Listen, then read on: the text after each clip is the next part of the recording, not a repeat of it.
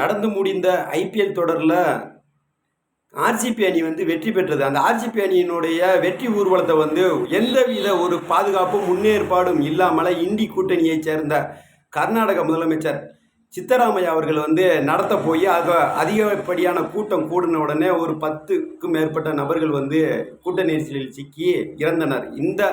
அவர்களுடைய நிர்வாக தோல்வியை மறைப்பதற்காக திமுகவில் இருக்கக்கூடிய பால்வளத்துறை அமைச்சர் கொழுப்பு திருடர் நம்ம மனோ தங்கராஜிட்ட நிருபர்கள் கேள்வி கேட்குறாங்க. உடனே அவர் எதோட கம்பேர் பண்ணுறாருன்னா, கோயில் திருவிழாக்களுக்கு மக்கள் கூட்டமாக செல்வது நாகரிக சமூகத்திற்கு ஏற்றது அல்ல அப்படின்னு சொல்லிட்டு சம்பந்தமே இல்லாமல் ஒரு கருத்தை பொதுவெளியில் தெரியப்படுத்துறாரு. ஏங்க மிஸ்டர் மனோ தங்கராஜ் அவர்களே, நீங்கள் உங்களுடைய கட்சித் தலைவர் நடத்தக்கூடிய உங்களுடைய திமுக கூட்டத்தில் மக்கள் அளவுக்கு அதிகமாக கூட்டம் கூடுறீங்களே, கொத்தடிமைகளை கூட்டி வைக்கிறீங்களே, அது மட்டும் நாகரிக சமூகத்திற்கு அழகா?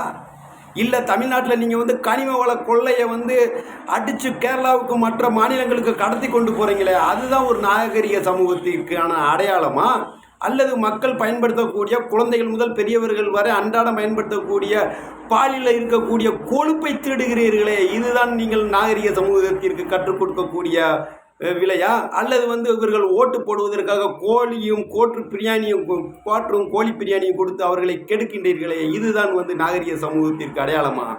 தமிழக மக்களை தினந்தோறும் டாஸ்மாக் கடைகளுக்கு படையெடுக்க வைக்கிறீர்களே மனோ தங்கராஜ் அவர்களே, இதுதான் நாகரிக சமூகத்திற்கு அடையாளத்தை நீங்கள் ஏற்படுத்தி நினைக்கின்றீர்களா?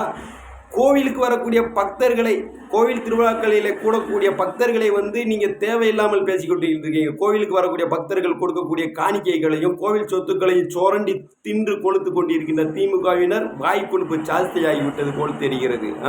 இதேபோல் உங்களுடைய மற்ற மதத்தில் இருக்கக்கூடிய மக்கள் கூடுவதையெல்லாம் உங்கள் கண்ணுக்கு தெரியாதா? இது என்ன மாதிரியான ஒரு பிரிவினை? இது அப்பற்ற ஒரு மதவாத அரசியலை இந்த மனோ தங்கராஜ் முன்னெடுத்திருக்கின்றார். அவரை கண்டிக்கின்றோம்.